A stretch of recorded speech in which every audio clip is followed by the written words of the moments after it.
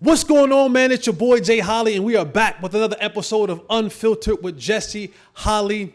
Thank you. You're far too kind. You could have been anywhere in the world, but I am so glad that you are here with me. I am Jesse Holley, the sports talk equivalent of Braille. People feel me when I speak. You guys know what you got to do. Like, subscribe, hit the notification button. Tell your mama, tell your daddy, put it in the group chat, the boys chat, the girls chat, whatever chat that you in. I want to be in that chat. I want to be a part of your life each and every day. Also, you can come check me out down here at the Playmaker Sports Bar. 88 might be in here sometimes. 88 might not be in here sometime. But what you will get, great atmosphere, great food, great drinks. The scenery is nice too, fellas. I'm just trying to tell you, when you come through here, you might see something you like. You might stay a little longer. If you're old lady watching, just skip this part and just come on down and get some wings and a drink every now and again. Watch the games whatsoever. You guys know how I like to get down. I like to get my motivation at the beginning because let's be honest, a lot of you ain't going to be here at the end. I'm just not for everybody, and that's okay. So here's what I got for you.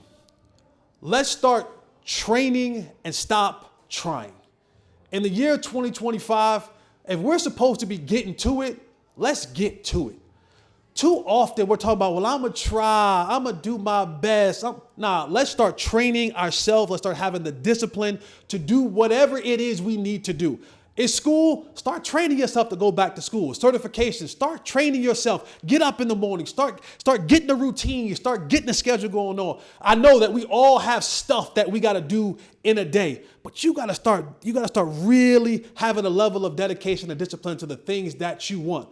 Let's start filling those empty vision dreams that we have. Let's start putting stuff in there, because if you don't start putting stuff in there, the enemy gonna start putting stuff in there. Other folks gonna start putting stuff in there. So let's start training ourselves and stop trying ourselves in 2025. Let's get to it for real in this year.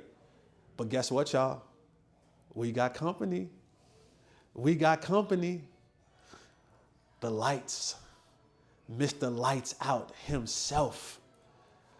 Lights Out himself. All-Pro NFL linebacker, owner of Lights Out Sports, Maryland Terrapin. Yeah, we'll talk about that a little bit. I'm an ACC guy. Okay. I'm an ACC guy. Our paths crossed a little bit. That's right. The great Shawne Merriman, man. Thank you, brother. I appreciate you coming out, man. Thank you so much for coming out, man. I'm going to start from the root of this thing, man. You're an East Coast guy. I'm an East Coast guy. Born and raised in Jersey. Born and raised in Maryland, right? Mm-hmm. You got your name Lights Out. Yeah. Let me take it back a little bit further than that. What give me your early moments of football for you. You know what's crazy is I actually started out playing basketball, and I was ranked and all that stuff coming out of Maryland, PG County, with Durant and all the guys, Beasley, all coming out of the area. But what happened was I kept fouling out of basketball games. I kept fouling out, and so my coaches, I think I was like 10, 11 years old, they said, hey, we got a sport that we think that you'll be really good at. This is legal. And at the time, I wasn't really into football. I watched basketball, as a kid. So, they took me on the football field that offseason, with the beginning of the camp. I think it was like July or something like that before the season started. And I didn't know what the hell to do because I never really watched football as a kid. They said, look, whoever got the ball in their hands, hit them. And so I was like, what do you mean? I said, whoever grabbed the ball, the coach, and looked at it like this, said, whoever got this, make sure you hit him. I said, okay, no problem. So I went out there, and the first play in practice, I leveled the running back, and I knocked him under the coolers, right? And so the kid's parent, she was at practice, and she ran on the field and said, hey, don't you hit my baby like this, right? So, I'm coming up. I'm like on a high right now. I just had my first big hit. I'm like pumped up. And she comes over. She's yelling at me. And I tuck my head. I walk back to the huddle. And my coaches say, he walk over and kind of whisper to me. He's like, do that shit again. And so that's how I kind of learned how to play the game, man. Just got applauded for it. And then obviously going to Frederick Douglass High School in Upper Marlboro, Maryland, then going to the University of Maryland. Yeah, so you get your name Lights Out because in high school you knocked out. Yeah. You knocked out 4 kids in one game? Yeah. So what happened was, That's insane. so it was so when it happened, everybody it was like a folktale, right? It's like nobody had social media, YouTube wasn't around. So I knocked out the 4 kids in one game, and then 20 or 25 students come running up to me and they said, "Man, you knocked those guys lights out." And I said, "Call me lights out." And so it just kind of rolled off. I didn't expect for it to. I kind of did it as a rebuttal to what they were saying, you know. And I got in school on Monday. I got my backpack on. I got my books in my hand. And people walking by me, they said, "Hey, good game, lights." And I think, oh, shit. It got back to school already that fast. I went home and that day, and my mom was in the bedroom, and she smoked cigarettes. And I'm walking in. I'm like moving all the smoke, whatever, so I can see her. I couldn't see her. And I said, "Mom, you know, I want to get this lights out, this switch on my right forearm to say lights out on it. You know, people called me lights out. I think it's going to be a big deal one day." She looked at me and said, "Yeah, boy, get the hell out the room." Was exactly what she said.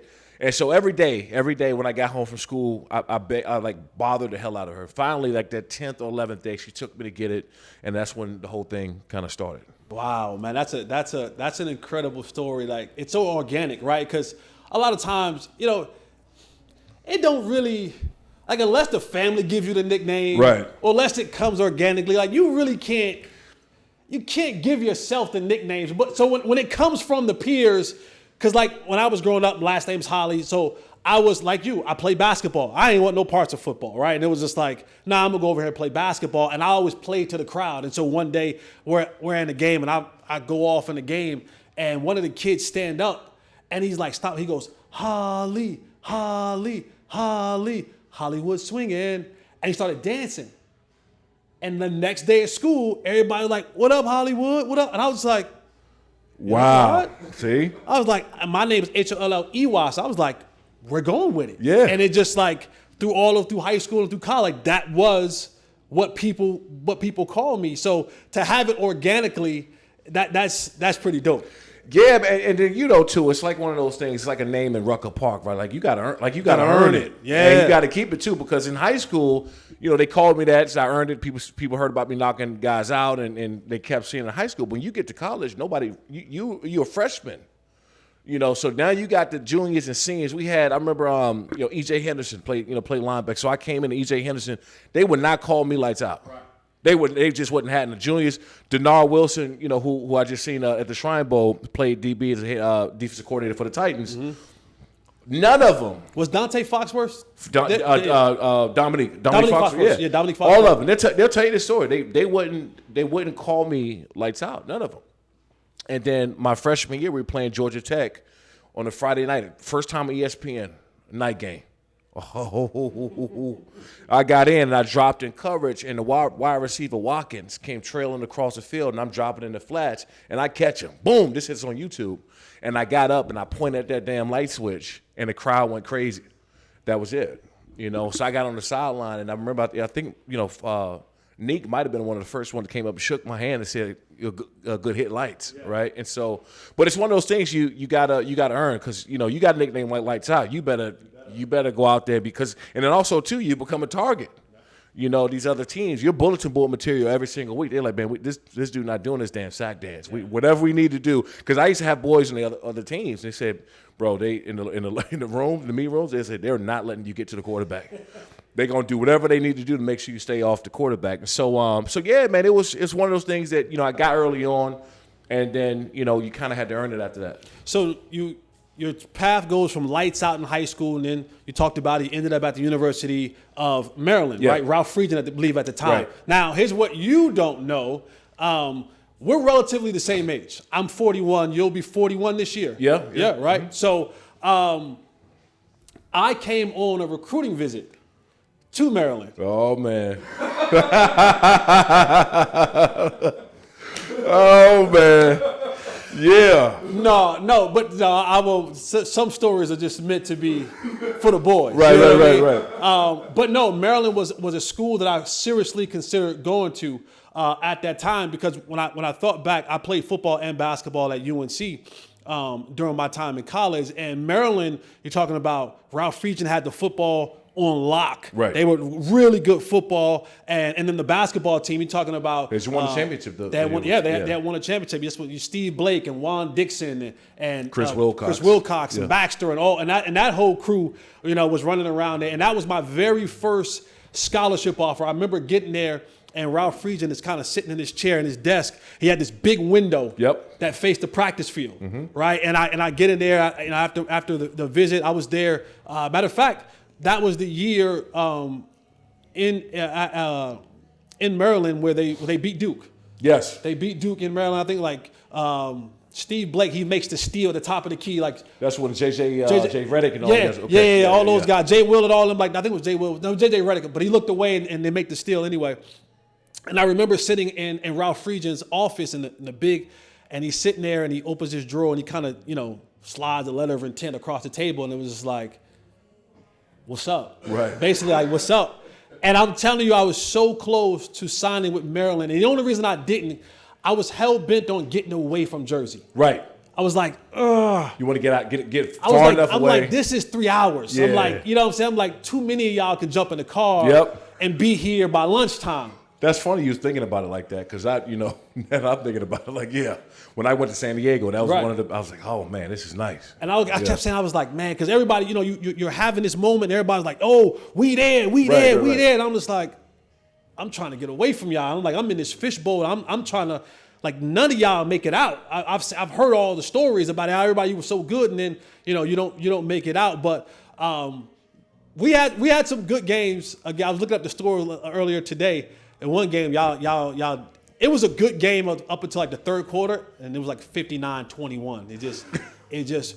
But what I remember about that time of football, where we were still in the era where you could hit. Yes. Like it's not the I don't want to say the sissification of football now. Yeah. But you could hit then. Like you could go and just clean somebody. Crack back blocks was in play. You could go and really.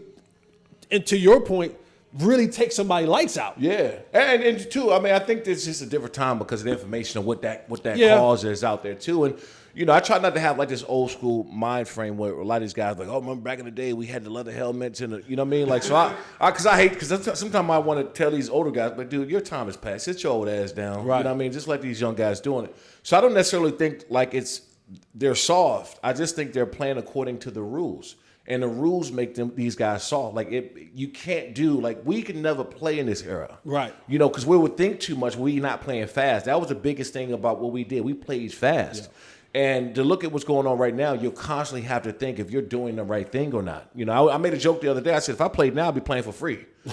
I would just go and turn my checks right on upstairs, have my game check. You know what I mean? Because we know it's coming, right? And so. But yeah, what's crazy about that game, I think my freshman year when we played you guys down there, my freshman year at Maryland, I had like 2 or 3 sacks off the bench. Right. No, my first game started. Darian Durant was the quarterback. My only game started, and I did that because Pep. I was a big fan of Julius Peppers. Yep. That was my when I looked at him, man, I was like, that's who I wanted to play like. Right. And so I got a chance to get on the field. I'm like, I'm gonna show Pep, you know what I mean? And I think for me, man, just coming during that time, it was, and I never started again after that. I had 3 because they made sure they know my ass was leaving school. And I was like, they said, hey, if he getting 3 sacks off the bench like this, he get back in, he gone. He's gone, which I ended up leaving anyway. Yeah. But yeah. So just staying in the college world right now, just how the landscape of college football has changed, right? Yeah. Like, I grew up, you grew up in an era, and I'm not saying this happened without me for UNC, but there was more $100 handshakes. Yeah. Right? You had those type of things. Like, hey, come down here and say that you washed cars for the last 8 hours, but you just really came in the back, had lunch, and we going to make sure you good. We call that the indefinite timestamp. Yes, absolutely. But where NIL has taken college football now, we wanted it. At that point in time, back in the day, like, man, we're doing so much for these programs. And, I look up, I'm on billboards. I know the number 9 is in stores. And I'm like, that ain't because of nobody else. That's because of me. But I ain't getting no residuals from that to where the college game has come now. Have they come a little bit too far? Or, like, what is your outlook on the way college football and the financial part of it is being handled now? I think it's a little bit of the Wild Wild West right now. like it's gotten too out of hand. And I think at some point in time they're gonna have to taper it back and kind of just conform it a lot more. And you got to look at the NCAA. It's really their doing of why it is like it is. Because I said this: if they were a little less stingy and selfish 10 years ago, like you got to like the time if somebody paid us $2,500 a month, $2,000 a month, we would have lost our damn mind. Right, and so I mean, when the Pell Grants hit, you tore them all down. That little bit of money that you had right there. So imagine that was a couple grand, right? Yeah. And so my thing is, if you gave every player, $2,000, $2,500 a month, if you did that 10 years ago, NIL wouldn't exist, right? And then let the bigger name guys who are good enough or big enough name to go sign and do autograph signings and appearances, no NIL wouldn't exist. But it was the fact that you're saying, hey, we're going to make all this money and give you nothing is why they can't control it anymore. And so I just never understood the rationale behind that, because I always said the guy should be making money. Yeah. And, you're not going to have offensive lineman making the same amount as your star wide receiver. But let me tell you, if that offensive lineman can get him, $2,000 a month and just on a consistent basis, or $2,500 a month, that's like hitting gold for him. Sure. You're already, if your housing is taken care of, and now that $2,500 a month, you can live on that. These guys, matter of fact, on that, you'll have guys staying all 4 years. When you think about just off of making $30,000 a year, right. That's what I'm saying. And so I think it got to the point now where the NCAA, they can't control it, and these guys it's a pay for play. And I think ultimately, if they don't control it, it could ruin college football in the long term. Because you got these, transfer portals, and people don't talk about this enough with the transfer portal. A lot of these guys don't even get picked up. Right. So where are you going? Right. What are you so in the rush to get out of there to? And I was a guy that I sat on the bench for 2 years. Now I had 8-9 sacks off the bench. Right. But again, I sat and waited for my turn. When I got up there, I did my thing and I left early. And these guys, they come into practice one day and the coach talked to them a way they don't like. I'm out. And so it doesn't help the player. It doesn't help the school. It doesn't help your team. And I think ultimately a lot of these young guys going to look back 10, 15 years from now and say, man, why did I do that? We're dumb. And they just made it too easy where you don't have to work. Yeah. You don't have to put in the work. If you don't like the situation you in and you get up and you roll out of bed, it's a bad Tuesday for you, you can go right to the office, fill out some paperwork, and you can be out. Yeah. And we all had them times in college, man, them winter workouts, and where you're just like, man, I don't even want to do this no more. Right. Why am I doing this? Did you ever have a moment in college where the coach had to call your mom? Oh, man, which day? I mean, which week? No, I had one of them where, coach want to see you go upstairs, and he's like, your grandmother's on the phone. Yep. And I'm like, hello? She's like, have me come up there and tell you. I'm like, yeah. You know what I'm saying? But those days are done. Yeah, it's done, man. I think that also too, and I don't know what your situation was. Like we don't come from anything, right? We don't come from nothing. So for us, we don't even have the literacy to make those decisions at the time, especially when you come to financial stuff. So you got people, and I don't know about you, but I definitely had people around me, and family included, that was making a decision for me because of financial benefit, right? And so you got these schools or these parents, some of them, or the adult, whoever the adult, consenting adult is in their life, making a decision for a 17-year-old that don't know what they're doing yet. Right. That part I have the biggest problem with, because these kids, they're still kids. You haven't paid any bills yet. You never paid taxes. You don't know any of this stuff, but yet somebody's making a decision for them. Right. And that's happening far too often. No, I'm with you 100%, man. I think calling it the Wild Wild West is so fitting, because everybody's doing anything and everything, and no one's sitting when they transfer. Just 2 transfer portal windows that open up, and you can move about however you want. There aren't any regulations anymore, because there were a time where if you transferred, especially to another D1 school, you had to sit out a year. Right. Now it's the way I can go here. I mean, you got cats that are graduating and they've been to 4 or 5 universities. Yep. You know what I mean? And their time in college. So I love college football. Of course, like yours, it changed my life. But to watch the state that it is in now is it's disappointing. Yeah, it's disappointing. And I'm a player. I always want players to get paid. 100%. Yeah. But I'm on the same wavelength as you. Is that the NCAA, the greed for so many years and for so long? This is the result of that. is when you could have opened up that opportunity for players, like you said, $2,500, $5,000 a month. To me at that time, I'm at the train table, I get 3 meals a day there. My housing is taken care of. Right. If I just had $5,000 a month, $4,000 a month that I just got, life would have been great. Been great. I could have sent a little bit back home. And that to me is probably the biggest part, right? Because that's, and I don't know, again, I don't know what your circumstance was, but the reason why I left was I wanted to take care of my family. Absolutely. And left early because I wanted to take care of my family. So, if you're getting $4,000 or $5,000 a month, you're able to send $1,000 back a month, or $1,500 is taking care of bills, and they make sure your folks got food and they're taken care of. Like that eases the pain. Then you're not even thinking about the NFL jumping in the NFL for reasons if some of these guys aren't ready when they're going anyway. Like I think the quarterback that was at Texas, right, and then bounced around. I think he's going to declare for the NFL draft, and I think he turned down like $5 or $6 million somewhere, And so you got all this stuff happening, man. And it's a pay for play, and some of these guys aren't worthy of that just yet because they haven't done anything. Just yet. Absolutely. So, all right, we talk about our time in Maryland. Now it's draft time, right? Like what is the thought process? Yes, I want to go and take care of my family. That whole process. What was your game plan after leaving Maryland? Where did you train at? How all that part that a lot of times people don't really, get a chance to see that behind the scenes of the training part, a part of it all. I was my first agent I had was Carl and Kevin Poston. When I was in school, it was Charles Woodson, LeVar Arrington, because I was close to Seawood and those guys. So they were all getting massive contracts, all of them. So I did that, and then I'm going to Gary Wishart. So Gary Wishart had like Dwight Freeney, Jason Taylor, Terrell Suggs. He had all the outside guys, and Darren Sproles, and Pac-Man Jones and Travis Johnson all signed with him the same year. And now they moved us out to L.A. I'd never been to the West Coast before, so they moved us out to L.A. to Marina Del Rey. I'm training in Marina Del Rey for 3 months, bro. I was lifting weights at the Gold's Gym in Venice, and we were going to do our field work and track work at Santa Monica College. And so that was the best, at that time, the best experience of my life. You know what I'm saying? Because for me, I'd never even seen palm trees until I was watching TV or something. Right. We wasn't used to seeing it. And I got out there, man. It kind of a game changer because the West Coast is different for one, than what I've been on the East Coast my whole entire life. So the West Coast is different, but also too, man, it just opened my eyes up when we talked about leaving home and getting away.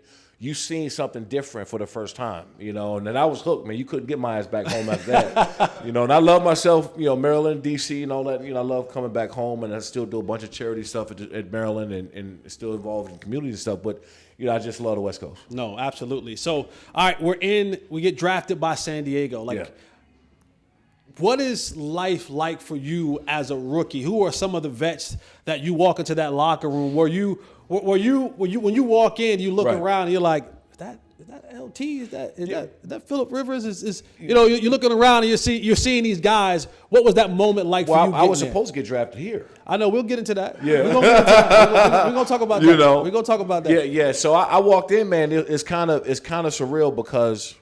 You watch these. I think this came off of like a 12-4 season, something like that, right? They came. Normally, when you get drafted that high, you don't really go to a bad team. Anywhere in that top 15 or top 10 ain't really that good. And what happened was Eli Manning didn't want to go to San Diego, so in return, San Diego got the extra pick. That pick they used on me to draft me in the first round, and so everything. So I didn't know how big the situation was until I got there. Like I didn't know how much I was going to be part of that history, right? Because Phillip Rivers came there, played at NC State, which they never beat us in Maryland this whole time he was there. And I'm sure you reminded him of that often, all the time, because nobody talks trash like Phillip Rivers. Ain't nobody close, close. The thing about Phillip Rivers, if you don't know, because I played against him in college, is no one talks more trash than Phillip Rivers. Never uses a cuss word. No. Never uses a cuss word. Never. And trust me, I've tried to get it out of him because there's been some days we've been kicking their ass in practice, and a couple turnovers, Cromartie or one of those guys picking the ball off, we batting the ball down at the line of scrimmage, getting their face, start yelling. We try to pull it out of him, and we know that if he didn't do it, then nobody was ever going to give him the curse. It was never going to happen. And so I got there, man. It was crazy. Drew Brees was a starter. So I walked in the locker room. It was Drew Brees, and then Phil was the backup. That's right. And so you got to think, man, we were so stacked at one point when I got this. How crazy the team was. You got Phillip Rivers as the backup. Drew Brees is the starter. You got LT starting. Michael Turner's backing him up. Wow. And you got Darren Sproles as a third running back. He was doing primarily special teams at that time. Yeah. So and then Lorenzo Neal at fullback. We were so stacked, like it didn't make any sense. Yeah. So practices end up being more competitive than the games because I had to see a Marcus McNeil, Chris Dillman, Lorenzo Neal. Like we were just seeing them all day. So by the time we got to the games, it was just like, oh, okay, whatever. So let's actually take a step back and talk about that. The potential of you supposed to be coming to Dallas. At that time, Bill Parcells is the coach here. Mm-hmm. And the talk all that time was you and DeMarcus Ware. Yeah. Right? That was the talk back and forth. And if I'm not mistaken, Bill wanted you. Yeah. And Jerry wanted DeMarcus. Mm-hmm. And so what was those conversations like leading up to the draft with Bill Parcells? I know they probably the combine and visiting with you and talking with you and all that kind of crazy stuff. Yeah. What was that conversation like beforehand? And did you want to be a Cowboy? So did you want to be a Cowboy? Yeah, no, for sure. Because back in Maryland, you got half of our Cowboys fans and the other half of then Redskins. There was always those two. My family was divided between Cowboy fans and Redskins fans. So somebody's gonna be extremely happy, the other half gonna be pissed off, right?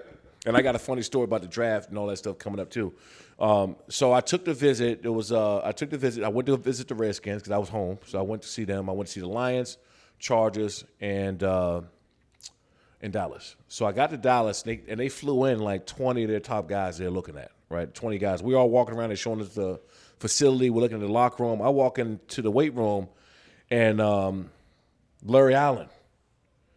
Bro, let me tell you something. Like I don't have a whole lot of fears in life at all. Yeah. I still spar with like some of the top MMA fighters in the world, the guys that can kill you. Yeah. Larry Allen struck fear in me a little bit. You know what I'm saying? Because I walked in there and he was like, first of all, he walked in, but he just didn't warm up or nothing. No. It was just we were in there walking around and he came in and just saw that go-to and them chains and a cut-off Cowboy shirt. He walked in the gym, not lying, he had 405 on there. I didn't see him do a push-up, a stretch, nothing. He walked right past us between me and a couple of the rookies that were coming in, kind of turned his shoulder, and then like just started smiling. He saw that go-to for one, but pop, pop, pop, pop, pop, with 4, 5, 10 times, got up laughing, and then walked out the gym. I said, oh, no. Oh, no. Oh, man, no. Because that's your first vision of people and guys in the NFL. For sure. And you're like, man, I got to deal with that? So I'm in there thinking to myself, I said, oh, man. So we go back out. We leave the weight room. We're in the locker room now. And one guy who worked in the office, they sent somebody down to get me. Pac-Man, all these guys, Travis Johnson's down there, all the top, Ronnie Brown, Cadillac Williams, we all there. And they sent somebody down to get me. So the first thing I started thinking, like, oh, shit, what I'm in trouble. I just got here. I was like, man, I ain't go nowhere. Right. I never left this building. I never left. I've been in here the whole time. Right? And so they sent somebody down. They brought me upstairs. We were in an office no bigger than this room, maybe even smaller. Right? So you got Bill Parcells sitting where he is, right there behind the desk, and you got Jerry Jones sitting at the edge on it like a cabinet. This room was small, but it felt real small because of who was in there. You got Bill Parcells and you got two colossal dudes. You had the most prominent figures of in the football world. So I'm in there, my heart beating. You can see. I'm surprised they ain't like, hey, are you all right? My heart's beating fast as hell. Because I don't know why they even call. You got all these guys down there. It ain't like you call 5 guys up. You called me up, right? So I go upstairs and I'm thinking in my head, I'm like, so when I came here, I'm tracking myself. I didn't do nothing, right? Yeah. I sat down and Jerry Jones said, Shawne, we think you're a hell of a player. And, we don't know if you're going to be around for the 11th pick because there were some other teams, 3 to Cleveland that I was brought up. And because of Mike Tyson at Minnesota, Mike Tyson, Maryland guy. So they were talking about me going to other teams. So I could have been drafted somewhere in that top 5, top 10. So I'm sitting down and it's like, he's telling me that they want to draft me, basically.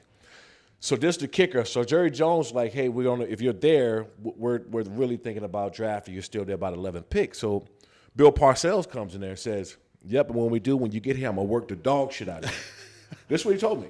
He said, I can't wait to work your ass. This is what he told me when I got. Wow. This is exact words. And I'm looking at him like, man, I'm not, You're like, come on, Cleveland. Come right, on, Come on, Minnesota. Yeah. So Bill, Bill's just straight up like they're going to work the hell out of me when they got there. So I'm thinking I'm 20. Well, I'm like, I don't. And it's Bill Parcells, who's known for being hard on guys, right? So, and by the way, Friedgen wasn't no slouch. Friedgen was tough. He was a tough coach. So I'm used to dealing with that. But Bill Parcells is like next level with it. So anyway, I left the office, and as I'm walking downstairs, I'm texting my family. I'm texting my sisters. I'm texting everybody. I'm like, I think I'm gonna go to the Cowboys. So before you know it, when I got out the building, like 15 of my family members text me, "Oh, you going to the Cowboys?" They all go out and buy 56 jerseys. They all got custom made. Right. And so draft time. That's one thing about a black family. You can't, if you want to keep stuff quiet, sometimes you got to keep it to yourself. Because you tell the right person, and before you get to the door, right, everybody know. Yes. Everybody know. Yeah. So I was like, they all found out within like an hour and a half period. Everybody, and then you had the other family who was Redskins fans, like pissed off, like why, because Redskins had the 9th pick that year. So it was possible I go to the Redskins. And so, yeah, man, the process was good. And I had a feeling it was going to be me or DeMarcus. But I also went to the Chargers, and the Chargers told me the same thing. They said at the 12th pick, they said, hey, if you're here, which we don't think you are, we think you go somewhere in the top 7, top 8, we're going to draft you. So I'm like, there's no way I'm getting by Dallas because Jerry Jones and Bill Parcells just told me. But if I'm not going there, then I'm going to the Chargers. And so those are the only 2 teams I wanted to go to. And I'll tell you, man, they brought me in when I took my visit to the Chargers. Man, I went over the Pacific Beach and saw them palm trees. I said, yeah, it'd be nice to play here. It'd be real nice to play here. And so, yeah, so that's, how everything happened. So it all worked out. Yeah. It all worked out. And DeMarcus came here and had a fantastic career. Yeah. Won his championship in Denver, but he went in the Hall of Fame as a Dallas Cowboy. Yep. And both of you had fantastic careers. But what was your welcome to the NFL moment? Well, one, I think the first one, like just going into one-on-one, because I didn't go and do anything during the offseason. I didn't show up because I had a contract issue because of injury clause. It was injury clause in every way. Basically, if I wanted to go get hurt, if I got hurt, then they wouldn't have to pay me, right? So they want to change the language, and we just decided to hold out. We literally did. I didn't show up to the facility until 2 weeks before the first game. 2 weeks before the first game. So I had nothing. So I got there, and by the way, I'm seeing like Philip saying stuff in the public and the media. I'm seeing some of these older guys like, oh, in a way, like who does this kid think he is? I mean, because rightfully so, right? They're 12-4. Right. They're an established team, a veteran team, so they're like, who the hell does this kid think he is? Yeah. We're gonna keep pushing on with or without him, right? Right. But you're like, you're at home. That you're seething a little bit. Yeah. You're like, well, you wait till I get there. Y'all gonna have to deal with me for real. That's all I was saying the whole time. So I'm sitting there, and at the time, I think I paid. The media affected me a little bit more because I wasn't really used to that. Right. On that scale like that, where Phillip Rivers and some of these older guys like who I'd known and watched for a long time, they're saying something. So in my head, I'm like, okay, the first day I get there, somebody's ass is getting done, right? Like off the break, and that's what ended up happening actually. First day of pads, the first day that I got there, we were in a padded practice, and there was fans there. So everything that I did, I could have walked out and dropped my mouthpiece. People were clapping. Like they were just like, anything happened out there. I was going through the bag, regular stuff, warming up, and people, they're just going crazy because they haven't seen me the whole entire time. But we got pads on, so I said, whoever in front of me today gonna get dealt with, and I don't care who it was. It could have been anybody, and it just happened. I went one-on-ones with Lorenzo Neal, and I made look. I was a rookie. Did I just turn 21? Yeah, I literally just turned 21. So I'm really, really young, immature, like in every way that you can think of, right? So I wanted to just bury anybody because I was so mad of everything was said about me, and I couldn't do anything about it because I wasn't there, and they don't know me either. And I don't, so I got there. And there's the East Coast in you too.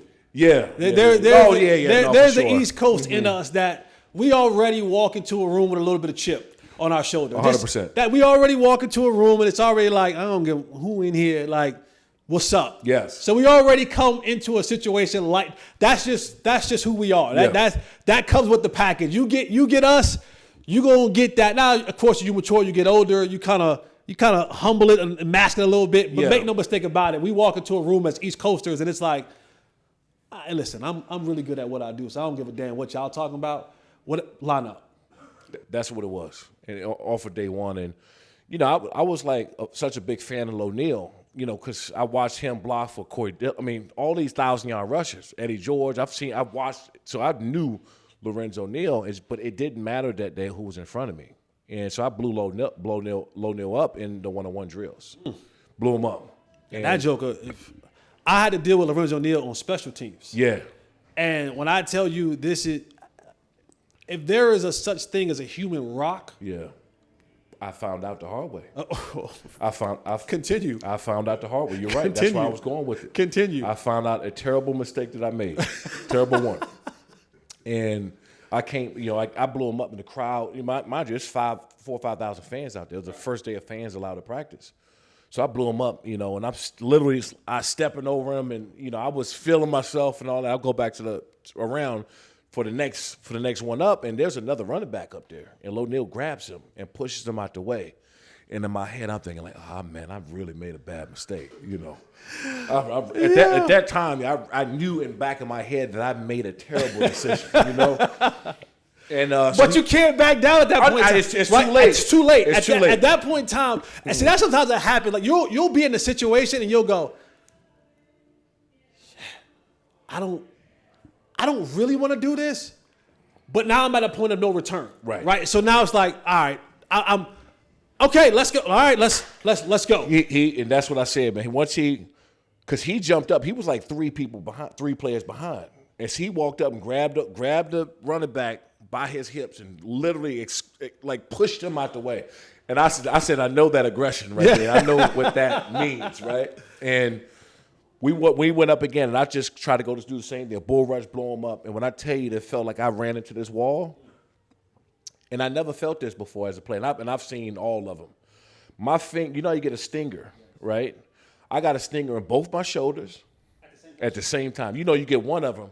I said, how I hit this one, and this one have a stinger over here too.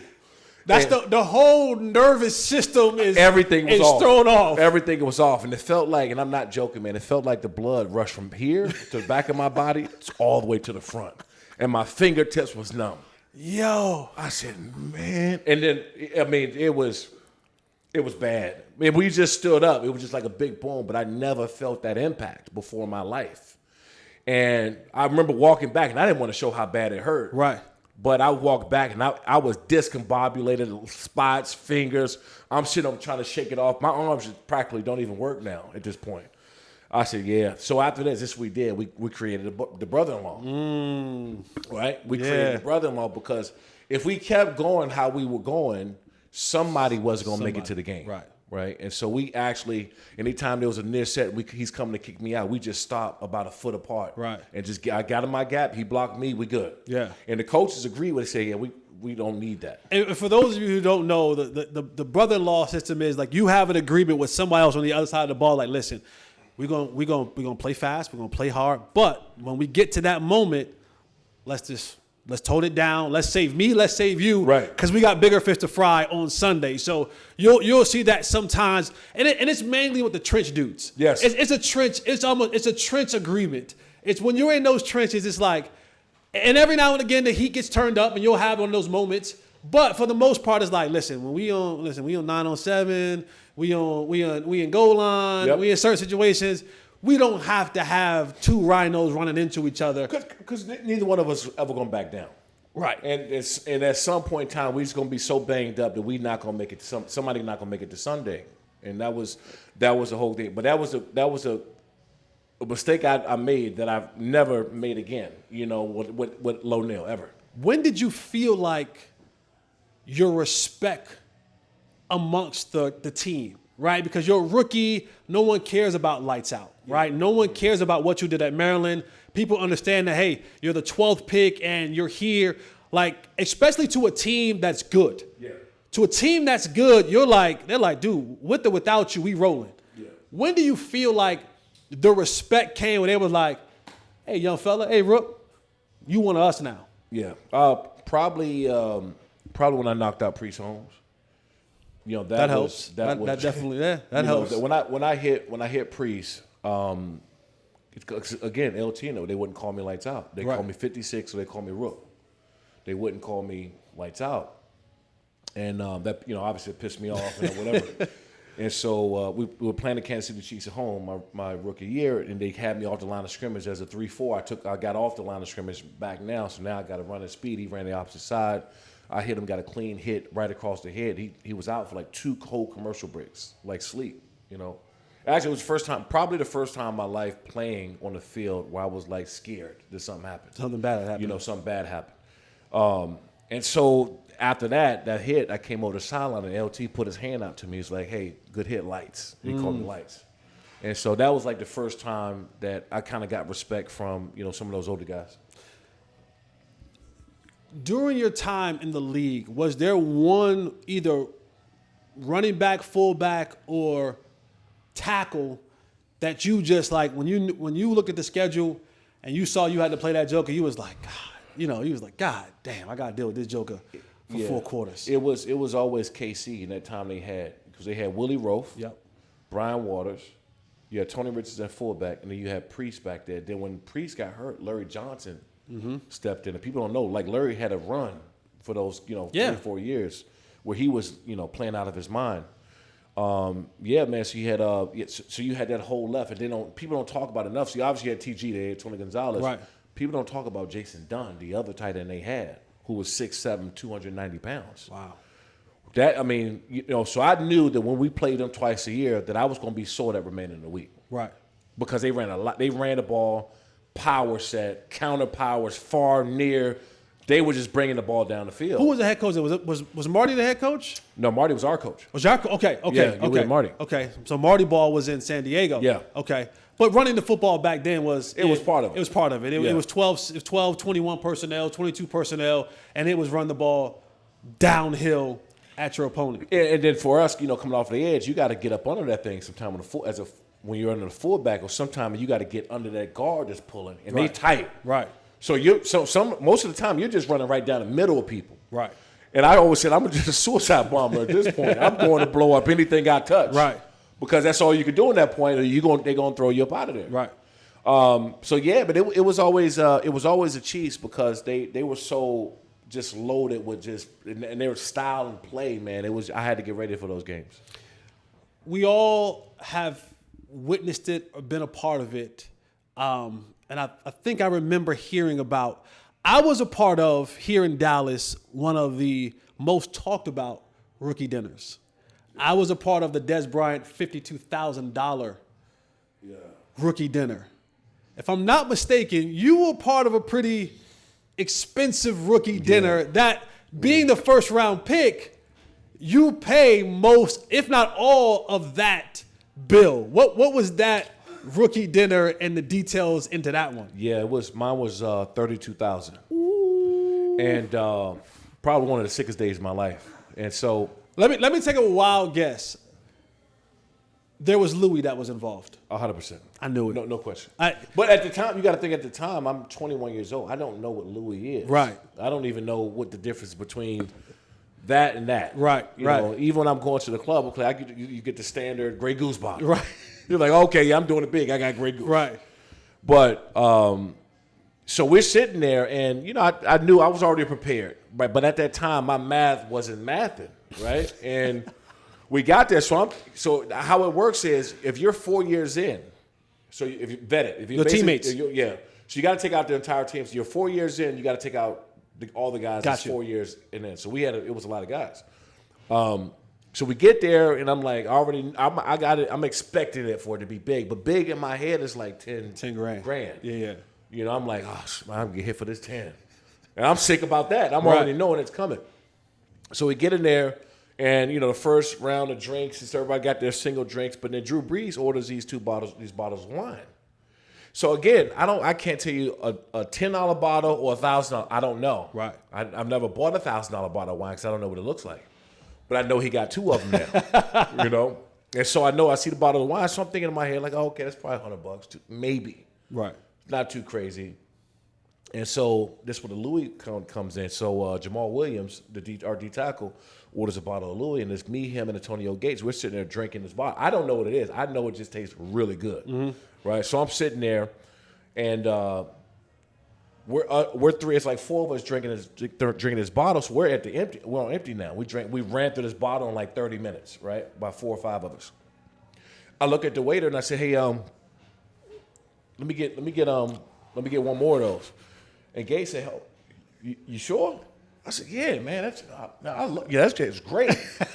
You know, again, I'm thinking like, okay, this is probably 100, 200. You know what I mean? Whatever. Right. Maybe a couple $100. I don't know.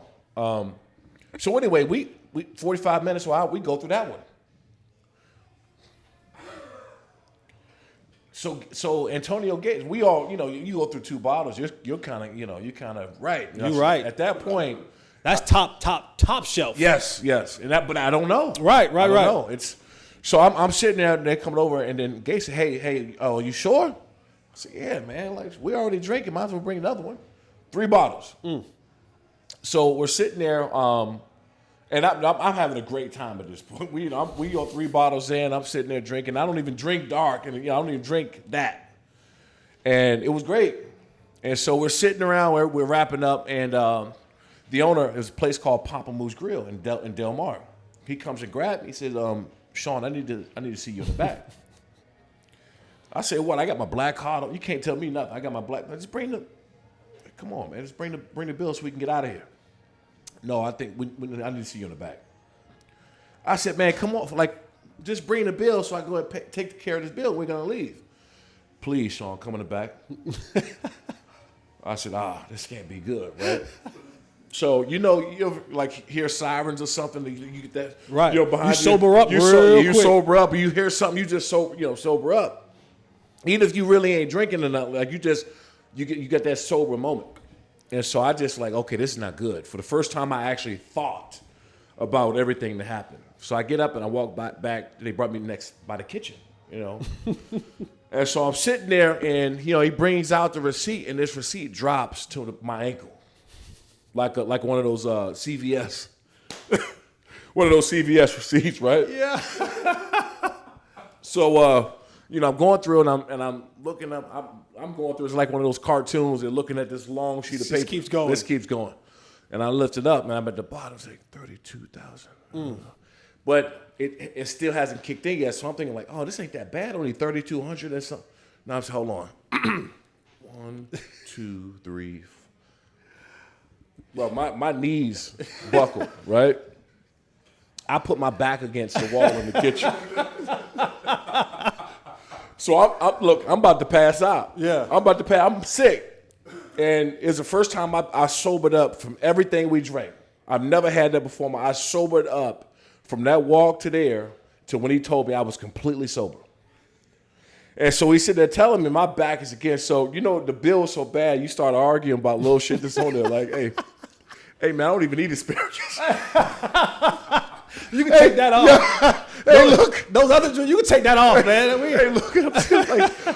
I don't even eat cream or corn. I never had cream in my corn ever, right? And so I'm sitting there arguing with him.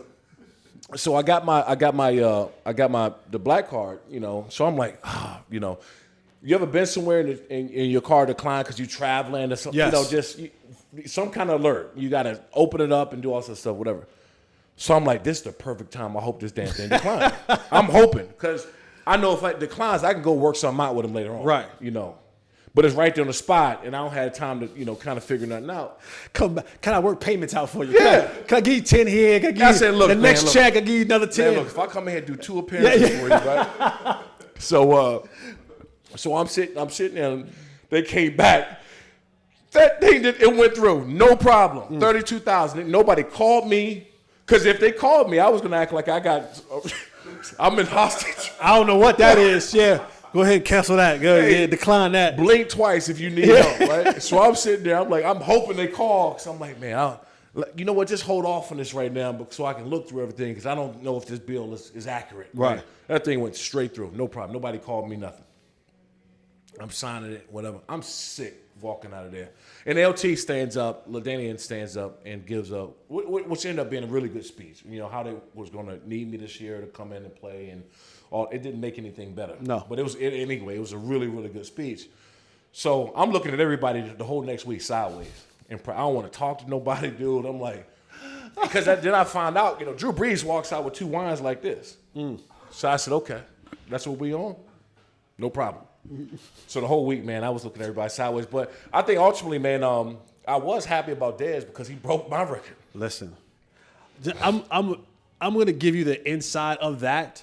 That was something that brewed throughout the year. When Dez, who actually wasn't, we were told heading into that year that Dez wasn't going to get drafted. Jason Garrett, who was the head coach at the time, he's like, hey, we're pretty solid. We got Roy Williams, Miles Austin, like, you know, Jason Witten. Like, we're good. Right.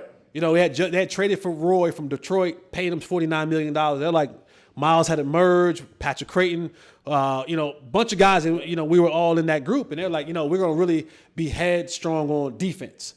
And then the draft happens, and we get to 24, and Dez is still available. Jerry jumps, takes Dez. Remember, I'm in Mexico. Right. I'm in Cancun, and I'm watching it in Spanish, and I'm just like, now I'm sick because I'm looking at I'm like the 4th, 5th receiver on the list, and I'm like, wait a second, you add another first-round pick, that thing moves down, and I might be out of a job, you know, of this thing. So when we get there, it's the whole thing with Dez about, I ain't carrying no pads. Yeah. I ain't come here to carry no pads. So he's like, Roy, I ain't carrying your pads. And, you know, God rest his soul, Marion Barber's there, and a lot of the, you know, Ware is there, and Spears is there. So a lot of the veteran guys is like, yo, you know, we had a veteran offensive line, Colombo and as our left tackle, and Leonard Davis, and all these dudes. They're like, oh, hold on, Rook, you know. And so, but he's like, Dez is bullish, and it's like, nah, it ain't happening. And so they said, okay. Yeah. So we get to the rookie dinner, and it's here at Papa Bros. Mm-hmm. I bet. Yeah.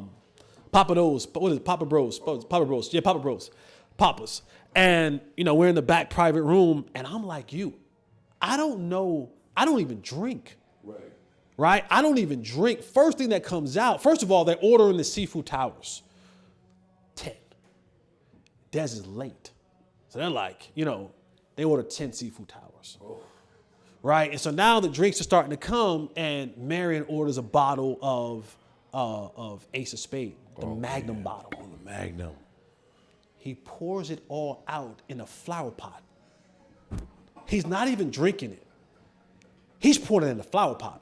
No way. Oh. So now I'm like, oh, they wilding in here. Everybody's ordering drinks, and then they go bring out, this was Louis XIII rare cask. They brought this out. Dude had it on a tray, illuminated tray, had to put the white gloves on. Yeah. Hit a button, it slid out. The bottle's crystal. Yeah. And so now I'm looking, and I'm like, I don't drink, but this is a moment I probably... You got to try it. I'm like, at this point, so now dude's like, yeah, there's only like 70 bottles in the whole world, or whatever the number was, something crazy. And he's like, yeah, it's like $1,700 a shot. And I'm like, I don't know if I'm ever going to, I'm not buying it. Right. I don't know if there's ever going to be a time, well, I'll be able to. To have a $1,700 shot. I'll have one. So everybody, I mean, like half this bottle is gone. Wow. Is he there now? No. Yeah, man. Like, Jokers is ordering Kobe beef steaks, like the prawn shrimps. I'm not going to lie.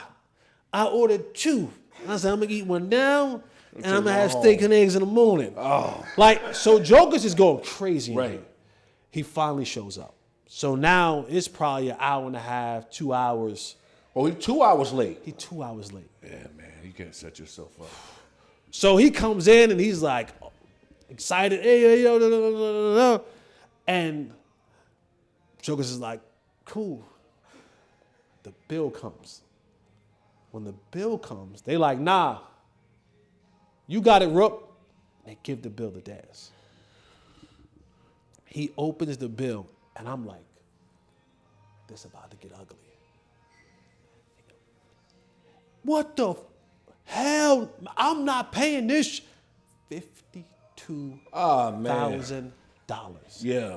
And I'm like, and Dez is going berserk. Y'all wrong. Y'all mother set me up and da da da da. So the other rookies is like, yo, I got low on it.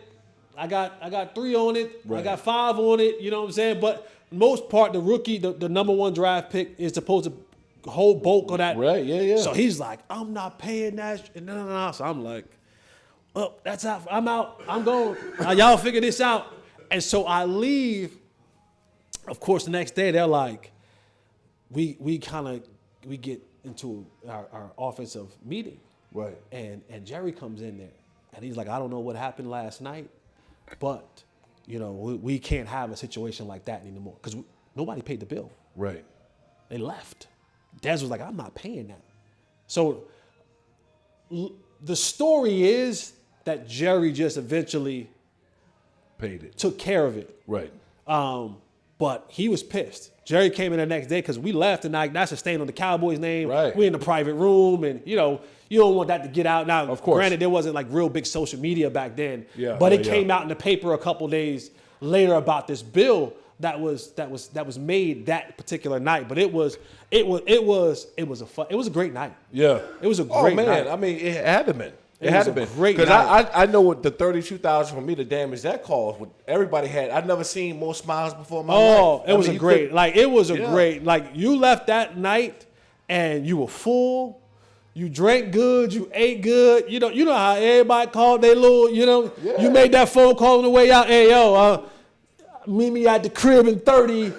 It's gonna be a night. It's gonna be a night. You know what I'm saying? It's gonna be one of them nights. Everybody gonna have a good time. But yeah, that was one of the craziest things I've ever seen in my life. And I was like, I'll never have a $1,700 shot again. No. But those are when people ask me what do I miss most about playing in the league. No, it's not the $52,000, but it's those team dinners. Yeah. Right? It's when you with your linebacking group. Being around the guys. Being around the guys. I would say that now. The money's good. It's fun to go up, send somebody up to get your check every Tuesday, Wednesday, For or sure. whatever. But I think most importantly, just being around the guys, everybody's so damn different. Yeah.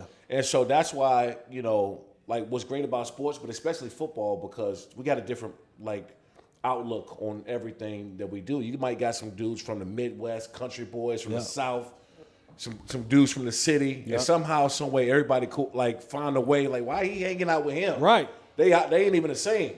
From white, the same black. You could believe in Christ. You could not believe in Christ. You could come from an affluent area. You can come from dirt poor. You could be on the red side or the blue side. You could be whatever it is. But in that locker room, there's a family bond that's created, a brotherhood that's created 100%. where you look up and you go, on a normal day, you and I are so different and so far apart from one another. We would not be able to. We just wouldn't stand here together in this type of unity. But it's something about that locker room bond that when you're in there, you're my brother, and we can go have a drink or beer, or go to dinner, or I'm at your family's house for dinner, or your kid's birthday party, you're at mine, and all that kind of stuff. And it's the relationship that lasts forever.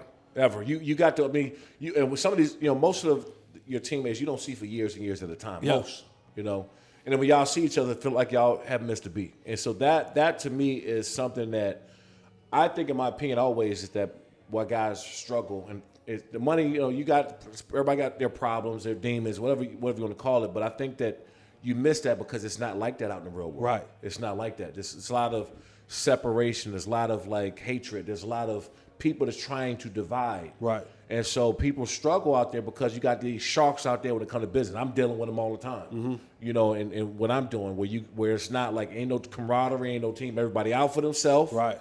And it's, the dog eat dog work. It's everybody's cutthroat. And so a lot of guys can't adjust to that because we're so used to that being our brother. That guy's not going to get over on me. Right. Or I'll do anything for him in order for us to win. Or Right. if he need me, I got him.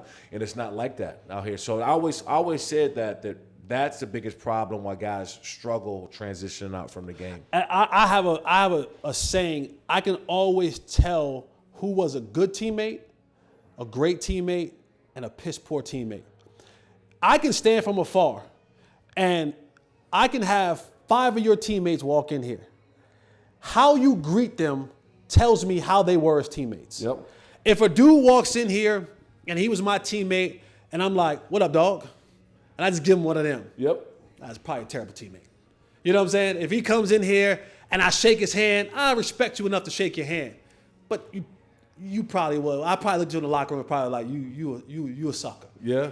Now, when he walks in there and I give him one of the daps and half bro hug, pretty good teammate. Yeah. That dude's probably a dude I wouldn't mind being in the foxhole with. But it's the dude that walks in there and when I see him, it's the grab. Yeah. You know what I'm saying? I'm grabbing you. We tuss it a little bit, and we hug, and it's an interlocking love that you have. And I go, there's a good teammate. Yep. And it doesn't have to be the superstar dude.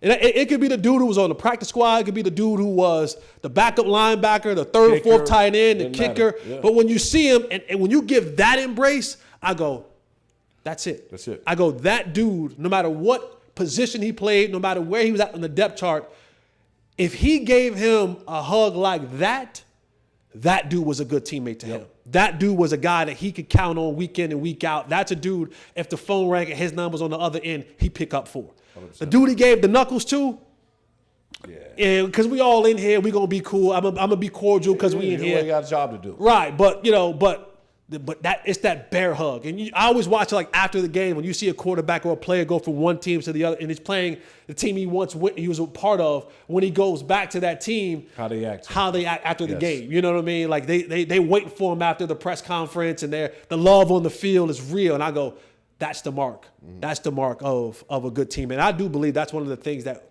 I know I miss as someone who's been removed from the game for a while now. It's being able to have that brotherhood. Yeah. And you just can't, I don't care what you do. You don't find it anywhere else. That. You do not find that anywhere. I don't care. Not a church group, not a business group. I don't care. That particular bond is so special. It is truly one. Hell, it needs to be studied. Yeah. It needs to truly be studied and break down the bond that is shared amongst teammates in that locker room. 100%. So, Let's move from the NFL. We're in civilian life now. Yeah. Let me ask, when did you know I'm done? Because a lot of times the athlete, we're the last ones to know. We're the last one because we always think if you just put me in this situation right here, I can still go get you. Yeah. I can go get you 2 or 3 of them. We're always the last one to know, but then we come to that point where and very few people get a chance to gracefully walk away. Yeah. On your terms. A lot of times the NFL kicks you out. But when did you have that moment where you were like, yeah, old lights out. It's about time we hang these things on up and call it one. Yeah. No, I had that moment. Watching film. I was watching film because it was a guy who was playing, I think, for the Bengals or something. It was one of the teams we were playing. And I was watching film. This is a guy I would have, 3, 4 years ago, 5 years ago, I would have cooked. Lunging over. But I didn't have that explosion anymore to go by him. And so that's when it was just watching the film and just watch me changing directions. And it just all looked, I would have made that play, 5 years ago. I would have pivoted and been able to change directions and I would have made that play.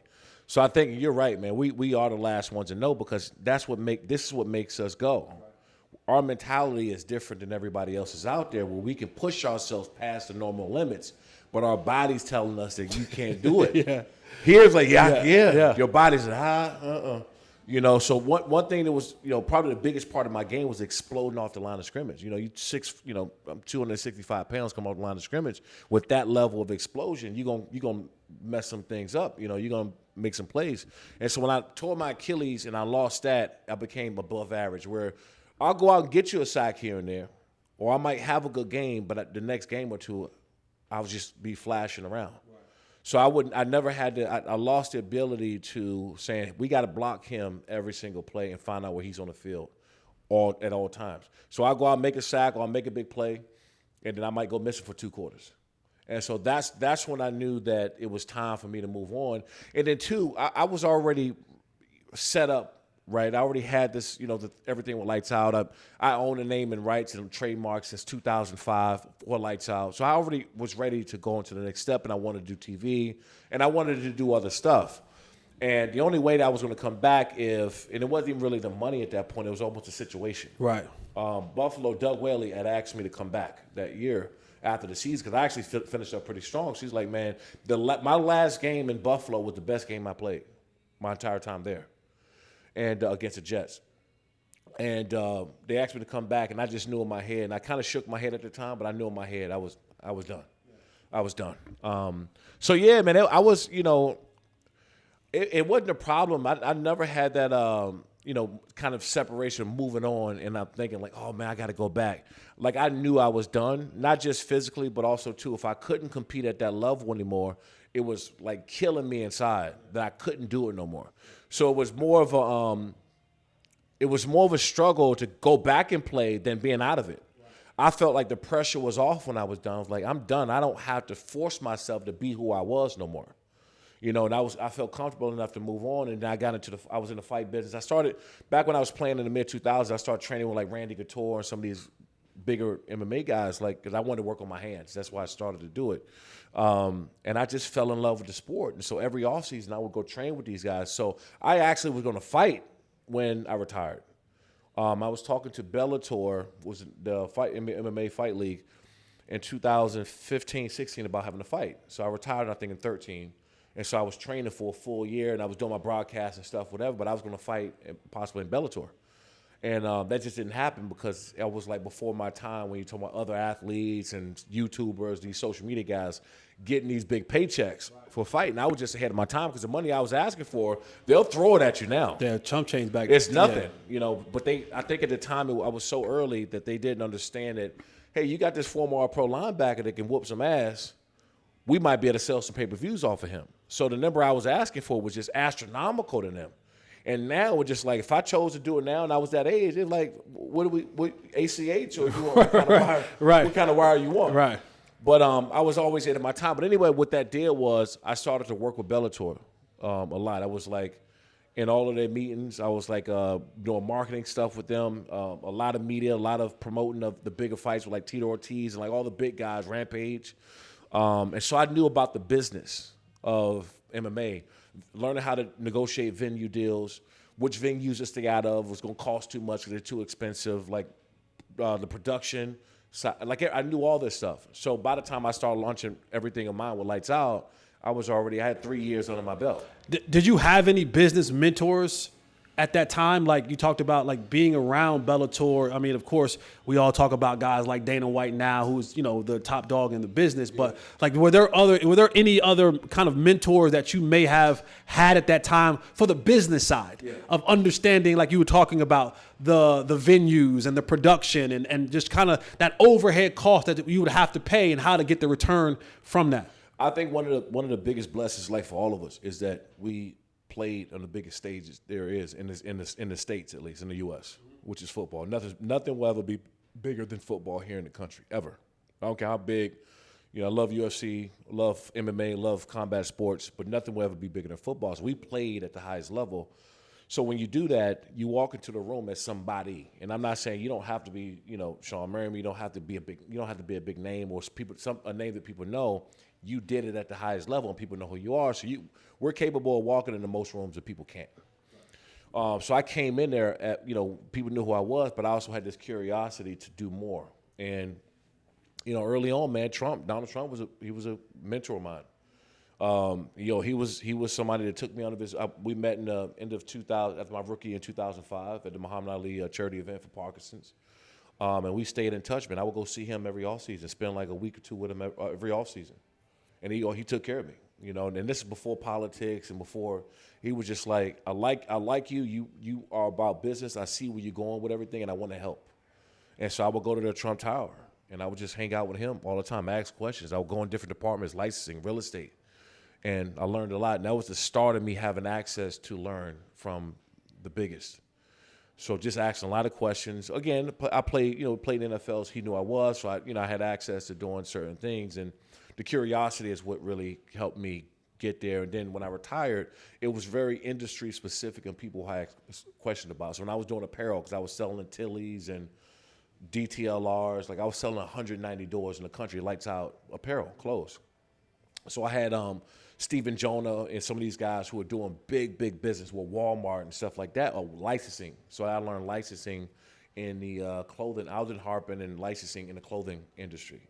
So I have very industry-specific people who I could go ask about certain things. So I had a big network of people that gave me their time. And I always tell people this, man. Sometimes, you're talking to people.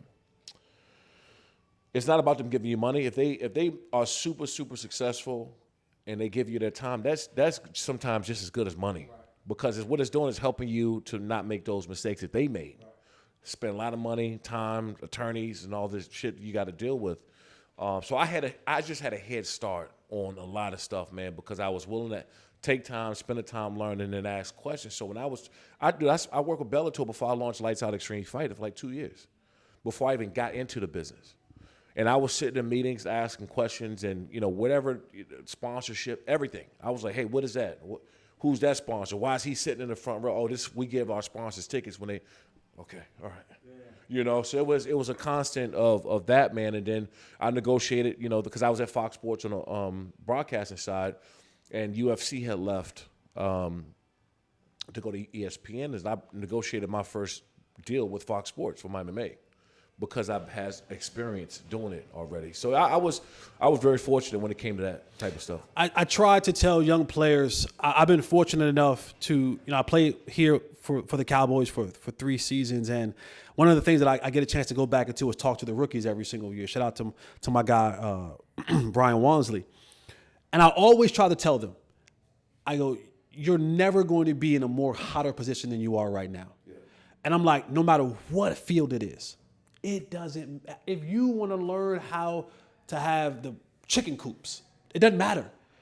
When you walk in as a Dallas Cowboys, phones get answered, emails get returned, meetings get set. People want to be around that. Yeah. And so take advantage of this time because it's a fleeting, right? And so if you have thoughts, and I'm not saying that, to go, I don't kill people for doing it, but it drives me a little bit crazy when I see these guys spend so much time like, I want to be a rapper. Yeah. Like that does something to me. It drives me crazy. Yeah. It drives me crazy. But I'm like, here you are, your owner. You're a Dallas Cowboy player. Your owner is one of the biggest businessmen in the world. Mm-hmm. And you have access to him, to his businesses, to his people. I would be spending time, like Jerry said something a year ago that blew my mind. Didn't even think about it. They were talking about doing international games. And the game was happening in Brazil. And as he's talking about it, they were like, Jerry, his games are always kind of like in Mexico City, because we have a really big Mexican population. We're Cowboys fans, rightfully so. The border's right there. And they were asking about, Jerry, would you ever take your game to Brazil? He's like, nah, not really my thing. And he's like, I own car dealerships in Brazil. And he just said it and kept going. I was just like, wait, what? Yeah. He's like, I own car dealerships in Brazil. That's a source of income that we know about the oil and we know about the real estate, but it's just like, you own car dealerships in Brazil. Yeah. And so it's things like that I try to tell the young players is what you're talking about, but it also takes a level of discipline and work ethic. And I talked about it earlier, training versus trying, right? Yep. It's, I want to do this, and so I'm going to put the work in like I would do as a linebacker, like I would do as a football player of how can I be the best? I got to go and study. I got to go and visit the greats. I got to go and put the work in. And so being in this position, it's mind-blowing to me that people miss the opportunity for that. Yeah, and then the truth is, Jerry, if Jerry Jones paying you a contract or paying you a check, he didn't have to do anything. He's paying you. Right. I can tell you from experience because he's done it for me, even though I didn't play for the Cowboys. He helped me out. If I call him, hey, I need help, he'll put me in touch with whoever I need. He'll put me in the emails, hey, can you help Shawne? He's done this over the years. And so, like you said, if you have somebody of that magnitude that's willing to help, and sometimes it's just introduction. Maybe you can't get to the right person, right. But when they call, you're getting straight to the person to make decisions. To the guy. You're not getting to the guy's assistant or the girl, lady's assistant. You're getting to the contact. You're talking to the person that's going to make decisions. And so yeah, it's mind-boggling that guys do that.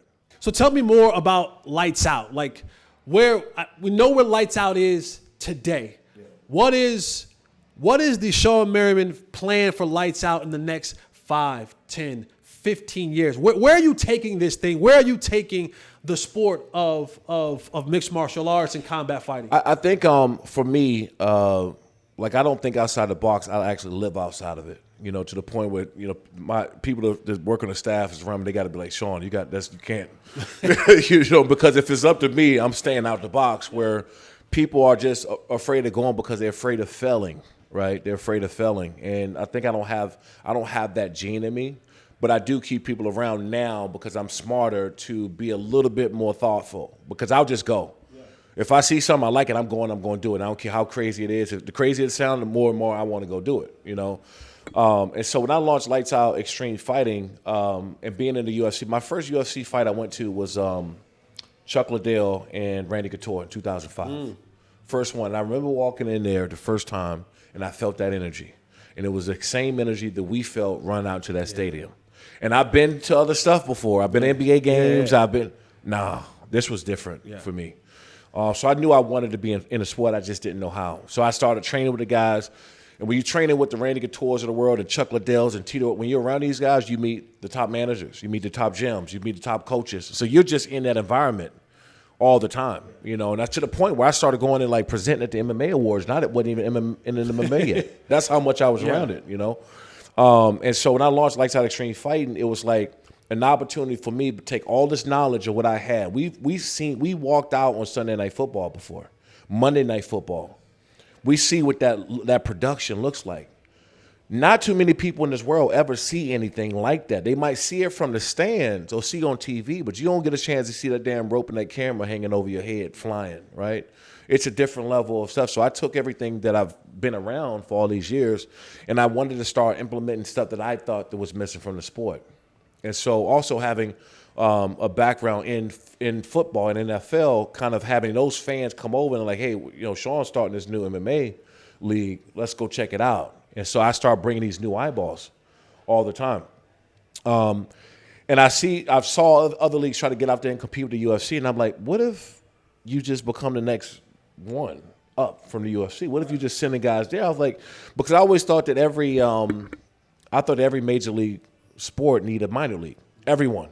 And the NFL is like one of the only ones that didn't have one. Now you got the XFL, which is the USFL now.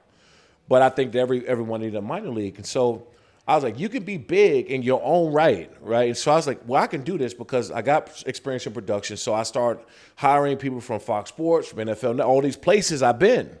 My directors, everybody was at a network the team I put together. So I was like, hey, I need this camera, and I started because I knew production. And so I hired everybody. I hired people from all the networks and the people I did know. And I was at the WWE network too when they launched.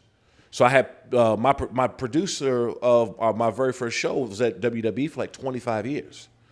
So I called him and I said, hey, I need you to come. So we jumped out the mix. And when I first did our first show on Fox Sports West and Prime Ticket, it was a regional Fox Sports deal.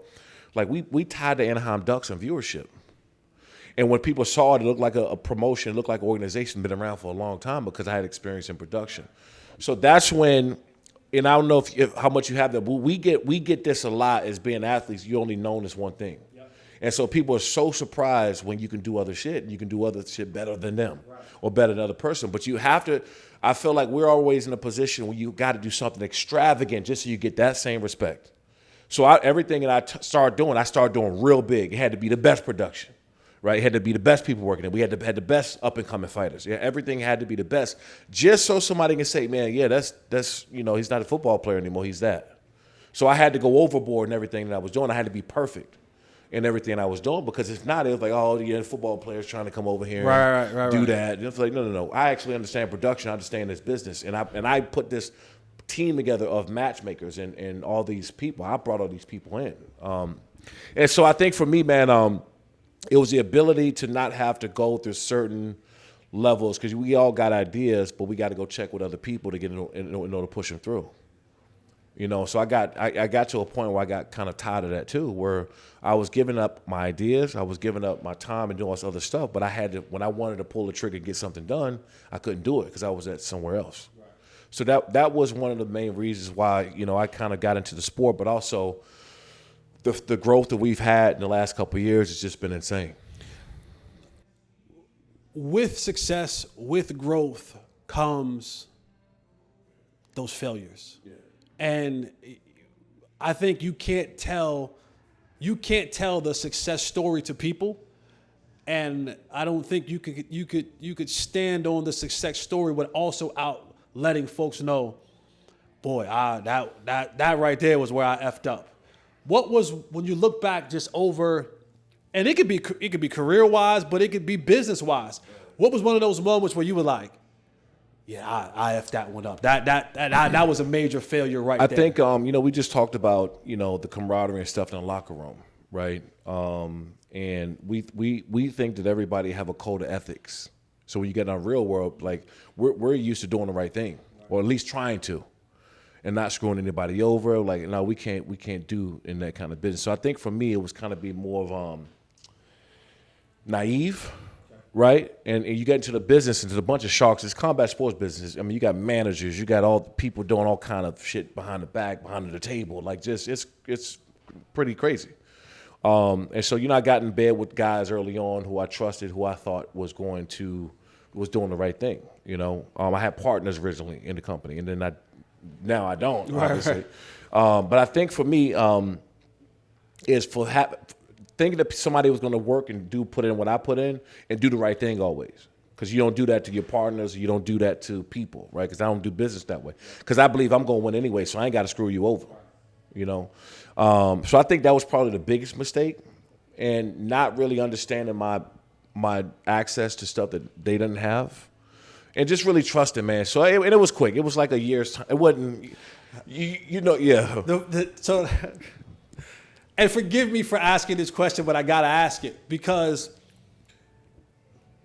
your mentality and the place that you come from, culturally, the sport that you played, the position that you played, when you have those moments of it's aggression. Yeah. It's it almost got there. It's aggression, because you wrong me in the world that I come from. You wrong me, I put hands on you, and that's how we make this right.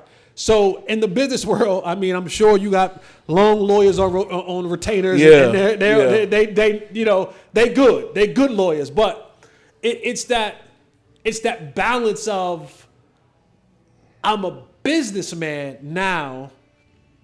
How do I conduct myself when I want to reach across this table and smack fire out? No, it still happens. I mean, you don't never get away from it. I think that we need to, you have to realize at some point that, if you do that, you're not playing the smart man's game. Because if they're going to try to get over and you do something, they're going to do it in the courtroom. They're not going to do it physically because they want you to get physical, right? And so, you surround yourself. I got a great team of people. Man, you're right. I got some of the biggest lawyers in the country. And for me, I stay protected that way because, there's a lot of games being played out here, and I'll just let you know I'm not about them, right? And so, that's why I'm so nice to people, and I can come off a certain way because I got some mean-ass lawyers. I'm like, listen, trust me, you want to deal with me. Right. Because you deal with them, it's not, it's a whole different ballgame. But also, too, you're right, man. We don't live in a tough world when it comes to that anymore, right? And you gotta win in other ways by being smart, being more efficient, and doing it the right way, because that's the only way you get here, and that's the only way you stay here. So yeah, man, it was especially early on. The thing is, you never stop learning too. There's not a day that even some of the staff or people that work for me that I'm not learning something from them, because they're really good at that specialized position. They may have more experience than me in that. So again, I get back to asking questions, and I might be paying their paycheck, but I'm like, hey, why you guys go about doing it like this? Right. And they break it down, and it's just more information for me in order to, be kind of a better leader in what I'm doing. So what does the future for Lights Out look like? For me, I look at us as an incubator, right? We're not trying to be the UFC. We never want to be them. In fact, we want to be able to do some things that the UFC can't because they're so big, right? When you got shareholders, when you get into that world, it's about X's and O's and decimals and numbers. Yeah. And so the quarterly, you got to hit certain points, and now they bring in these metrics. And when you want to do something to kind of change the sport or change, you can't do it because there's so many different levels, boards and chairmen and people you got to go talk to. You got to go talk to Mark Shapiro at William and Morris, WME. You got to go talk to Dana. You can't go and do these things. So I feel like I'm an advantage. We just launched a couple of things with tech. We put chips in the gloves that measure speed, power punch, G-force, right? So when guys are punching, we got a cool technology, a partnership with Shot Tracker. Shot Tracker has that chip in the NBA basketball, the MLB, PGA, right? And so we can measure speed, power punch. Hey, NFL. Start getting chips in these footballs so we can start knowing these things, how far the ball is traveling, the speed the ball is traveling, where the ball is actually at on the football field. Is it a first down or not? The old school eye test, we just, the yellow line and we in 2025. I think they do that for the theatrics of it, man. Like, if somebody just knew it's the first down in 2 seconds, it wouldn't be as fun. Yeah, man. But we can start being a little bit more precise in these things. Yeah, but I do. So the NFL actually, they have a lot of things going and chips and different stuff in the people don't know, but they're gathering crazy amounts of information. That I do know because I've been around some of the tech involved in that. So with us, we can try things. I have a new sponsorship tech where the sponsors change on the mat. So as you're watching the TV, not changing on the physical mat, but when people are now watching TV, there's a new set of 5 sponsors every fight. Oh, so it comes on. So this is new. Okay. Yes, this is a lot of AI being involved. Again, once we get it right, it's going to be adopted by other people in combat sports. It just will. And so, we look at ourselves as being an incubator to some of these other bigger. When you think about it, in any sport that requires the match, whether that's anything that you can, wrestling, and, boxing, so that you could always sell more sponsorships that way when you know that I can keep changing these things out every single fight. That definitely will be able to. It 100% increase revenue. We've been running tests on it. And that's another thing, too, being in this tech space where I learned a lot over the last couple of years. Machine learning and how they go about certain things. And I got all these people a whole lot smarter than mine that's around us kind of putting me up on how things go. I just have the ideas, and then I have the people to go out and say, hey, what if we put this over here, we turn this, would y'all be able to pick that up a next signal? And they'd be like, yeah, I think we can make it. So again, I don't know, but I have the ideas to go out and do it, and I can execute on it. So for us being an incubator and then having tech and having more people watching our fights, and I just launched Lights Out Sports TV, which is my new free all sports streaming platform. And so it's called Lights Out Sports TV. We're on every smart TV, so every CTV device, iOS, Android. We got 30 different sports from there, over 300 sports movies and documentaries, 17 different live sports.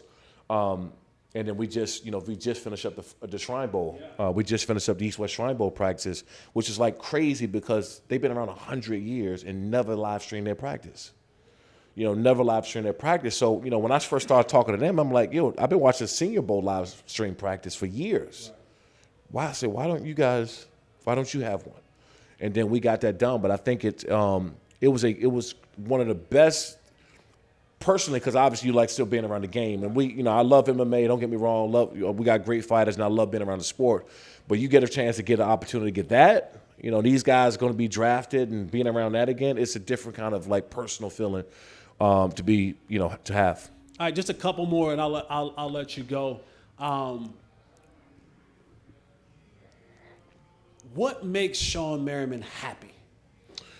I'm a natural builder and creator. I love to work. Mm-hmm. I really, But what brings you joy? Like what? Yeah, to your core, what brings you? So you okay? Take this for example. If you're a coach and you love coaching. What brings most coaches the most joy and happiness when they go out and coach a player and they go out and make that play to something they told him to do, right? The aha moment, the light comes on. Right, the light comes on. So for me, it's like seeing these things. I was called Lights Out since I was 16 years old. And, no one taught me any of this stuff, anything. They didn't even tell me. I had to find out so how I got bought the naming rights to trademark to Lights Out. I had a buddy of mine who I was hanging out with. We just having some drinks in Carlsbad. It was like a local bar in Carlsbad, and we're sitting there having the drinks. And I'm like 2 or 3 drinks in. I said, man, I want to buy the name Lights Out. I was 21. And I said, man, I want to buy this, the trade. I want to buy the owner's name. My boy tapped me and said, Shawne, you know what I do? I'm a trademark attorney. I said, what? So, yeah, we went through the process, and I bought the naming rights from a company called PJ Salvage, which was a big pajama company in California. So anyway, but nobody told me this stuff, right? And so it was always about me being curious enough and going actually, like if I say I'm doing something, it's getting done. Doesn't matter what's going on, it's happening, right? And so just to follow on through and on this dream that I had since I was 16 years old, carried on through even going to securing the name and trademarks, launching my own MMA organization, launching my own network. And so those things to follow up on this dream, makes me happy. And that's me personally. But I got a 14-year-old son, man, Justin, who really he's a quarterback. He tried to despite me, obviously. But he's such a great kid, man, a hard worker, and he's number 1 quarterback in this class coming out of Jersey, and I think he's ranked like top 10 or top 15 in the country right now. But so be able to do all this stuff for him, I was just Patrick Mahomes' quarterback coach was at I forgot, I'm drawing a blank. Apex. Yes. He's at Apex and it's not too far from here. Yes. Yeah. So he came to the Shrine Bowl practice, but my son plays quarterback. Now he's talking to Patrick Mahomes' quarterback. We didn't have those opportunities, right? And so to provide that opportunity in those lanes that wasn't created for me, but I could do it for my son. So when you talk about personal and family and stuff, that makes me happy that I'm able to do that. But for me, man, I don't think there's a level of like I made it that I would never feel, because I don't have that in me. It's not a level that I'm ever going to stop at. What I'm saying, yeah, it's just I'll wake up as soon as something get done, I'll roll out of bed. I'm going to the gym and I'm starting on that next thing right away. And that's just I've always been that way. So I asked you what makes Shawne happy, what brings Shawne joy. What's Shawne's biggest fear? I think my biggest fear is leaving something on the table. Not going as hard as I possibly can, looking at every option, and then finding out that I could have done something and I left it undone. That's probably my big in everything. Not just like business, like in life in general. A relationship I could have mended, something I could have just something leaving on the table that I could have did, because I don't really live with regrets, because everything I do it like full speed. We always talk about you got one speed. That's me. I'm one speed with everything, man. So I think my biggest fear is not trying to do everything possible to make whatever I'm doing successful. And even relationships, like if I can do something, like it can be charity, it can be like, oh man, if I just partnered over here and I could have got these guys, like that stuff always runs in my head. So I think that's probably my biggest fear. I'll end with this. The Dallas Cowboys, we have Micah Parsons. Yeah. And Micah is one of those generational talented players. When you watch Micah play, what is something that, whether he plays on or off the field, that you would say to Micah, here's what you do really great, and here's where if you just improve this, man, you'd be unstoppable? I had a conversation with Micah, probably, it wasn't going into this year, it was going into last year. And I told him, because he just had a big year before. What year is he in? He's just finished up year 4. He's finished up year 4. Yeah. So this was going into his second year. And he had he got on the map. Yeah. And I said, bro, listen, people know you now. Not saying they didn't know him coming out of college, but there's enough film on here where a coach, an offensive coordinator, going to come in and say, we got to stop him. Yeah, you're the star guy now. Yeah. When they break the huddle, they're looking and saying, where's number 11? Yeah. So you're going to get those bunch formations, tight end off the line of scrimmage, chip blocks, motion, fan protection. You're going to get the World War III coming at you. So I was trying to explain to him, I said, listen, you're not playing against the people in front of you, you're playing against that coordinator. What they gonna do to you coming out here? I had a real conversation, because I saw exactly where he was going, right? And I said, you got to be ready. You got to be ready for that. And he was. He came out, he did his thing, and we can talk the situations or positions they had him in. I think they should have him off the line of scrimmage more without his hand in the dirt, but whatever. I think the biggest thing for him that I would like Micah to do from the outside in is just stop listening to the outside noise and responding to it too much. That's my biggest thing, because he's a great player, and then so people are looking for you to trip up anyway, at any standpoint. So anything you say or anything that they're looking for you to slip up at any point, so they can start saying, "Hey, you got to be the scapegoat, no matter what." And to just block that out, man, is just go do. And I'm not talking about his podcast and stuff like that. I think people are going to. If the team was good this year, nobody would give a damn about his podcast. I agree. That's what something I also told him. I said, look, you guys aren't playing well, so you're the scapegoat. So everything you say is going to be magnified because you guys are winning. But if you guys were in the playoffs, you have more subscribers, more people. Nobody, oh man, that was the greatest podcast I ever heard. He's so opinionated, right? But when you're not in a position to win, that's just what you're going to get. That's what you signed up for. So I think the biggest thing for him, man, he's such a great player that he shouldn't, in my opinion, should feed into the noise a whole lot. But that's my, as far as playmaking ability, man, it's not too many things, and I never make this comparison because he was my favorite main reason why I won number 56. He's a close thing we seen to LT. You should have came to Carolina then. If you would love 56 and love LT, you should have came on down. Came on down to Chapel Hill, bro. No, man, look. You know what I'm saying? You might not got 56, but we would have gave you 55. Yeah. 52, 54. You know what I'm saying? Pep would have gave you his number. Pep would have let you rock it. You should have came on down to Chapel Hill, brother. Yeah, no, look, man. I got my folks out in North Carolina and South Carolina. But, I think on the field-wise, I don't think there's a whole lot I can tell him because he's such a, like you said, generational talent where he's so damn explosive that it's really, if he's put in the right position, it's nothing you can really do with him. I just feel like his hands in the dirt, and he's so good that you shouldn't put him on one side of the field. You should be able to move him around at any point in time and let the offense try to figure out on their own where he's lining up at. Because they're going to slide protection wherever he's at. They're going to make that the strong side. They're going to do all the things they need to do to him. Let him create havoc. If you're lining him up and he's coming out and his hand in the dirt on the left side of the ball, well, guess what? Let's just stay from this side. Simple as that. Well, we don't care who make the play over here. We're just not going to let him make it. And so, but that's just my personal opinion when I watch it. But on the field, man, I got nothing I can really look at him and coach him on. He's one of the very few, man, that got a complete package where he can do everything that you need him to. And so not really much to tell him on the field. Maryland dude, are you a crab? Obey? I know you're from Maryland, but are you mumbo sauce? Dude, that's a DC thing. Yeah, but DC thing. It's a No, DMV, it's right. It's right there. Same It's a thing. It's DMV thing. Yeah. Like, are you Obey? Are you crab? Are you crab 100%. cakes? Are you still, because I know you're on the West Coast now. Like, right. Did you lose any of those hometown Nope. roots? I still get mumbo sauce sent to me. Yeah. Yeah. That's pretty good. Yeah, it's funny, so Gilly, from Philly. From Philly. He's having a time right now with the Philadelphia. You can't tell him nothing. Bro, his joke right? He's you everywhere. Can't tell him nothing. He's everywhere now. He said something about mumbo sauce, and I personally got offended. He was like, when he beat the Commanders, I said, look, you can talk about the team all you want, but you leave that damn mumbo sauce out of your mouth because that's sacred. We don't do that. Those fighting words. We ain't talking about football no more.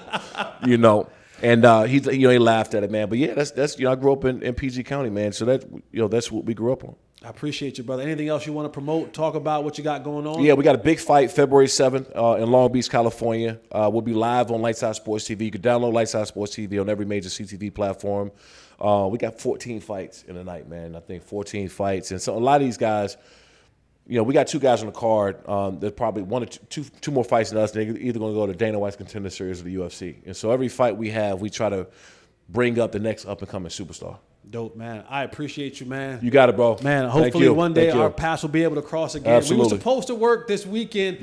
My schedule didn't. I had to be in Tampa for some things. So hopefully, having this conversation, you get a chance to see the person. right? And I can tell that you're a genuine dude. Like when I leave here, it's a bro hug. It's a wrap around. Like you a good teammate. I can tell you a good damn teammate, man. So I appreciate the time. I know that you got a bunch of stuff to do, man. But you coming down and kicking with me for this little bit of time, brother. I appreciate you, man. Anything I can ever do for you here in Dallas on Unfiltered with Jesse Holley, I am at your disposal, brother. So appreciate you, thank bro. you again, man. Much success to you. And hey, man, you guys know what you got to do. Like, subscribe, hit the notification button. Tell everybody how we get down here, man. And we're going to keep having company for y'all, man. Remember that. And remember what I always say to you guys. Eliminate the contingencies. I'm out.